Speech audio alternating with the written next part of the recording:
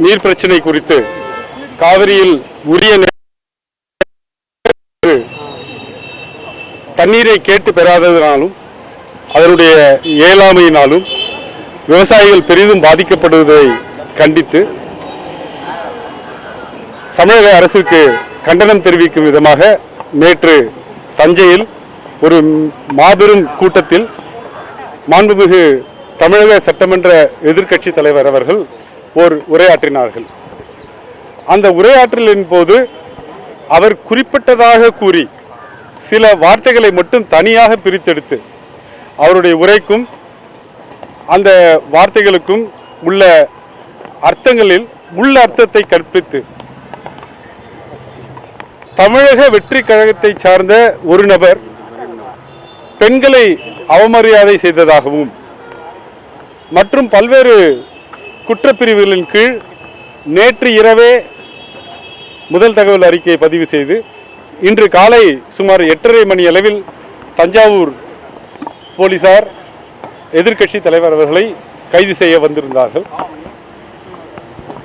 இன்று காலை 10:30 மணி அளவில் உயர்நீதிமன்றத்தில் இந்த கைது நடவடிக்கை சட்டத்திற்கு விரோதமானது, அந்த முதல் தகவல் அறிக்கையே சட்டத்திற்கு விரோதமானது என்பதை எடுத்து சொல்லி அவசர வழக்காக எடுத்துக்கொள்ள சொல்லி வேண்டினோம். அதை கருத்தில் எடுத்துக்கொண்ட மாண்புமிகு உயர்நீதிமன்றம் மதிய உணவு இடைவேளைக்கு முன்பாக எடுத்துக்கொள்வதாக சொல்லியிருந்தார். நாங்கள் தஞ்சாவூரிலிருந்து வந்த போலீசாரிடம் உயர்நீதிமன்றம் இந்த வழக்கை விசாரிக்க இருக்கிறது, அதுவரை கைது செய்ய வேண்டாம் என்று இருக்கக்கூடிய சட்ட நெறிகளையும் மாண்புகளையும் எடுத்து சொன்னோம். அதை எடுத்துக்கொள்ளாத தஞ்சாவூர் போலீசார் வலுக்கட்டாயமாக எதிர்க்கட்சி தலைவர் அவர்களை கைது செய்து அழைத்துச் சென்றார். இந்த வழக்கு 2:15 மணிக்கு எடுத்துக்கொள்ளப்பட்டது.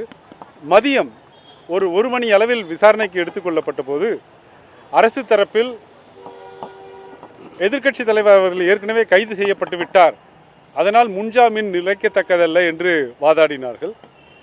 நாங்கள் சென்னை உயர்நீதிமன்றம் எப்படியெல்லாம் மனித உரிமைகளை காக்கக்கூடிய நீதிமன்றம் என்பதை எடுத்து சொல்லி சில நிகழ்வுகளில்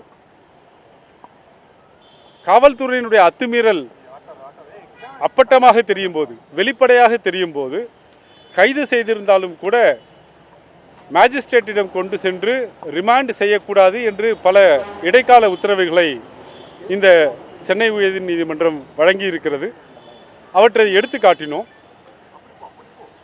அப்போது மாண்புமிகு உயர்நீதிமன்றம் இந்த நீதிமன்றம் சென்னை உயர்நீதிமன்றம் இது போன்ற வழக்குகளில் இடைக்கால உத்தரவுகளை கொடுத்திருக்கிறது, இதனுடைய விரிவான விசாரணையை 2:15 மணிக்கு கேட்கிறேன் என்று சொன்னார்கள்.